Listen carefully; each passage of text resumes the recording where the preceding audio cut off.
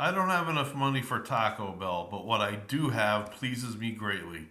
This is the module Day of Al Akbar.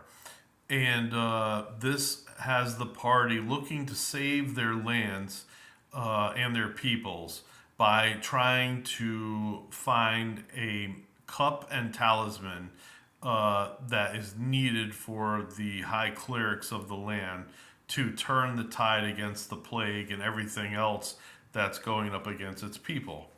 This module was released originally in 1986. Um, it's written by Alan Hammock. I think I have one of these in the shrink wrap. I'm not 100% sure. But I think the cover might be a little bit misleading. You've got what appears to be these harem girls who are looking up at the cup. And honestly, I think this was just sort of a fantasy by, um, sorry, you can't see it, easily the artists. Um, and it obviously attracted a lot of attention on the shelves of hobby stores. So there's a lot to this. I think, these modules over time, the locations got more and more. It wasn't just one location. The players were forced to travel, and eventually, there looks like some mummies there. This is a high level module adventure. So you're going to have some really tough creatures in here to fight. Let's see. Yeah, you might have saw something there. But of course, they always have the pre-rolled, pre-gen characters, and it kind of lets you know as DM maybe if I have my players make characters just for this, it tells you like maybe something they might have for this type of level. Sorry, I'm yawning here. Um, this guy's got 77 hit points. Captain Thumpar, hilarious. Um, we'll just take a look at him. Level 9, armor class -2. That's awesome. Girdle of Hill Giant Strength. Holy crap. This guy is a killing machine. They didn't put his strength here, but Hill Giants, I believe, have 20 strength.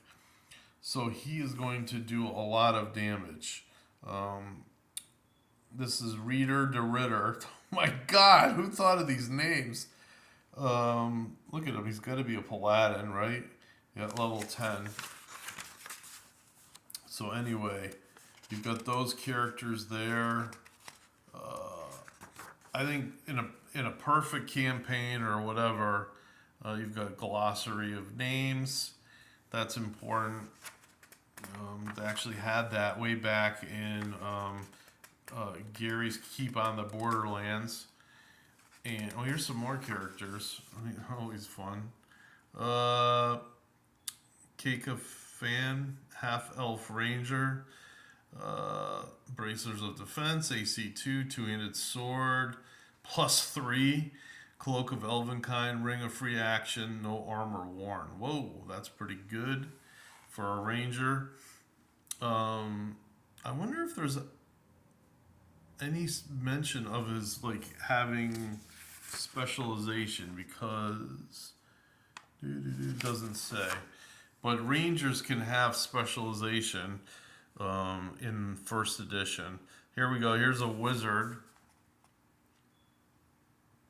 Of course, the player should probably pick his own spells. You got a thief. So you've actually got 8 characters here. I think it's a little bit too many levels for. I could be wrong for what has to be done. Wow, there's a lot of. This looks like a typical tavern scene. The artwork is pretty decent. And they've got to search through part of the city. Of course, you've got to have some sort of a riddle or something for the players to solve. They do mention a harem here, and harem eunuchs. Oh Lord! Follow the dry to the treasure of the sky. Oh Lord, have mercy. You get a map. Looks like it's a map of the city. It might be something the players get to see, which is good. They get to maybe take a certain pathway or something like that. This is odd. The sewers of a city, I think. There's a lot to this, and I think you'd get probably 2 or 3 months play time out of this adventure if you can ever find one. That's it. Have a good evening and go Yukon girls. They're in the final four, and I think they're playing hopefully the first game tonight. Enjoy your evening. Enjoy your weekend. Goodbye.